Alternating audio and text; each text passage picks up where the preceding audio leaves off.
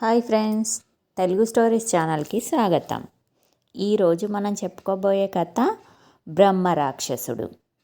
భీకరారణ్యంలో ఓ మర్రి చెట్టు ఉంది. దాన్ని ఆశ్రయించి ఎన్నో భూత ప్రేత పిశాచాలు నివసించేవి. అక్కడే ఓ బ్రహ్మరాక్షసుడు తన నివాసాన్ని ఏర్పరచుకున్నాడు. అడవిలో ఎన్నో ఔషధాలు ఉండడం వల్లనేమో వాటి గాలి సోకి సోకి ఆ బ్రహ్మరాక్షసుడికి కాలక్రమేణా తాను ఆ వికృతాకారం నుండి విముక్తి పొందాలనే ఆలోచన కలిగింది. ఎవరైనా తనకు సన్మార్గం చూపేవాళ్ళే ఉంటారేమోనని అన్వేషిస్తుంటే శాపగ్రస్తురాలైన ఓ పులి దైవవశాత్తు అటుగా వచ్చింది. ఆ శార్దూల రాజు కళ్ళలోని నిర్మలత్వాన్ని గమనించి ఆ బ్రహ్మరాక్షసుడిలా అన్నాడు, ఓ వ్యాఘ్రేశ్వర, నాయందు దయ ఉంచి నాకీ జన్మ నుండి విముక్తి కలిగే మార్గం చెప్పగలవా అని అన్నాడు. పూర్వజన్మల దుష్కర్మలే ఈ వికృత జన్మలకు కారణం. నీవు పూర్వజన్మలో సద్బ్రాహ్మణునిగా పుట్టి నీకు వచ్చిన విద్యను ఎవ్వరికి అందించకుండా సమాజ శ్రేయస్సుకు వినియోగించకుండా నీ వద్దనే ఉంచుకున్నావు. ఆ దోష కారణంగానే నీవిప్పుడు బ్రహ్మరాక్షసుడివైనావు. ఏదైనా సత్కర్మ చేస్తే నీకు విముక్తి కలుగుతుంది అని ఆ పులి హితవు చెప్పింది. ఆ సత్యభాషణములు విని ఆ బ్రహ్మరాక్షసుడు ఇలా అన్నాడు, జంతువై కూడా ఇంత జ్ఞానం ఎలా సంపాదించావు? నేను సద్గురువును అధిక్షేపించడం వలన ఈ దేహం పొందాను. ఏదైనా సత్కార్యం చేద్దామని ఎంతో ప్రయత్నించాను. కానీ ఈ రూపాన్ని చూస్తే ఎవ్వరూ నా దగ్గరికైనా రావటం లేదు.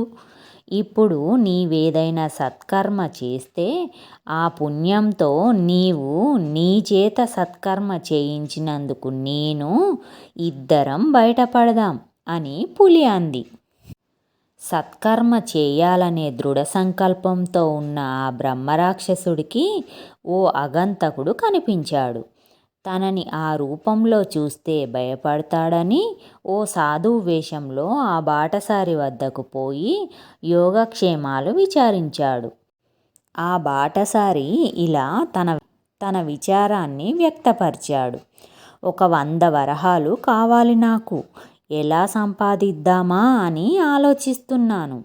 ఆ రత్నాలతో ఏమి చేస్తావని ఆతృతగా అడిగాడు బ్రహ్మరాక్షసుడు. రాజకుమారిని పెళ్ళాడాలి అన్నాడు ఆగంతకుడు. పెళ్ళికి రత్నాలెందుకని ప్రశ్నించగా, ఎక్కడో హిమవత్ పర్వతాల దగ్గర ఏవో రత్నాలున్నాయట.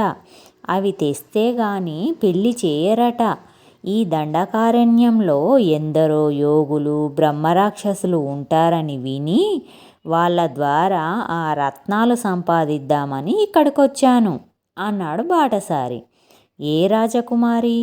అవంతి రాజకుమారా అని ప్రశ్నించిన బ్రహ్మరాక్షసునితో, అవును, నీకెలా తెలుసు అని అన్నాడు బాటసారి.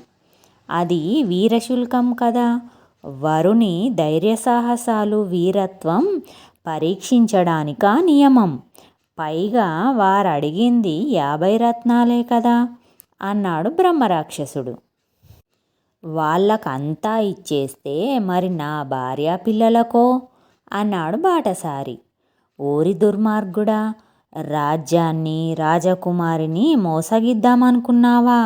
నీలాంటి దేశద్రోహికి సహాయపడి నేనింకా పాపం మూట కట్టుకోలేను అని అనుకొని అమాంతంగా ఆ బాటసారిని మింగేశాడు బ్రహ్మరాక్షసుడు.